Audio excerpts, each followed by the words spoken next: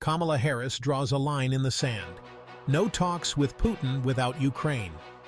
During a recent 60 Minutes interview, U.S. Vice President Kamala Harris firmly stated she will not meet with Russian President Vladimir Putin unless Ukraine is directly involved.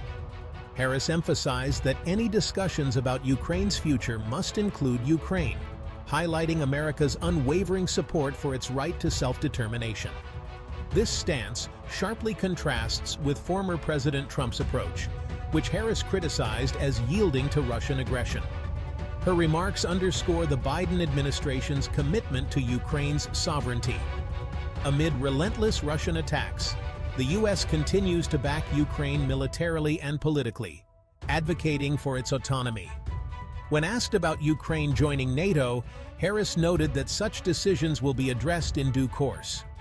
For now, the focus remains on ensuring Ukraine's survival and resistance against Russian aggression. The possibility of NATO membership for Ukraine involves complex, long-term considerations for regional security.